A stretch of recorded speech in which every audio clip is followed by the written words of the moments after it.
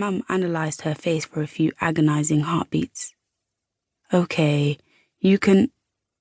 Artemis didn't let her finish her sentence, flying past the moment the first word left her mother's mouth. She sprinted through the hallway, taking their carpeted stairs 3 at a time on her way down, and threw open the front door breathless and red-faced. The postman blinked to her in shock, his green eyes wide, before holding out a parcel for Dad in a single solitary envelope. "This has to be it." Artemis snatched them from his hands and shut the door before running to the kitchen, barreling past Dad on her way to the breakfast table. "One letter has you forgetting your manners, huh?" He laughed from his position at the stove, his deep voice easily carrying over the onions he had sizzling in his pan. "You should have thanked him for the delivery." "I'll promise I'll apologise to him tomorrow." Artemis wanted to sigh with relief as she held the envelope to her chest. As soon as she first touched it, she could tell it was the only one she'd been waiting these past 12 weeks for. From how her details were written in perfect calligraphy on the front to the way it felt so heavy in her hands.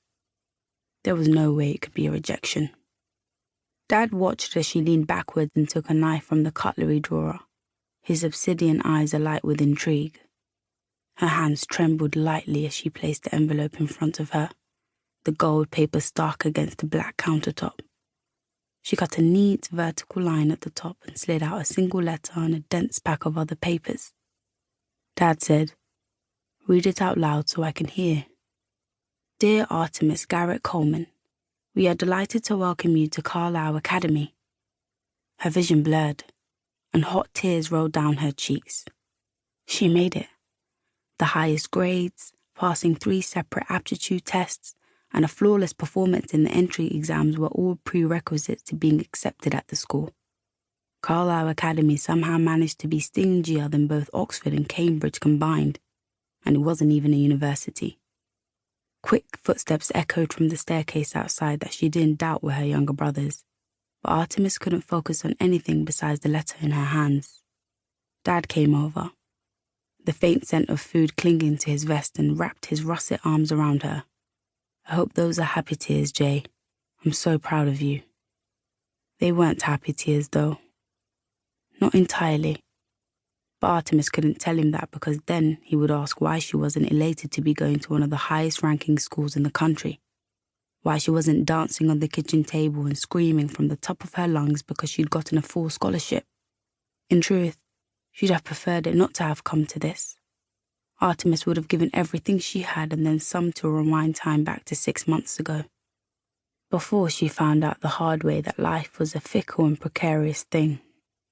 That at any moment people could be taken away from you, sometimes little by little over time or in the blink of an eye. There were so many things she wanted to say to Jared before he was snatched from her, so many things they had left to do, and so many places he'd promised they'd see together. Artemis could never forget what happened no matter how hard she tried. He was the sweetest boy she'd ever met, her first real boyfriend, and she had to watch him die. Her whole body tensed as phantom snarls echoed in her ears, and images she tried so hard to bury flashed through her mind.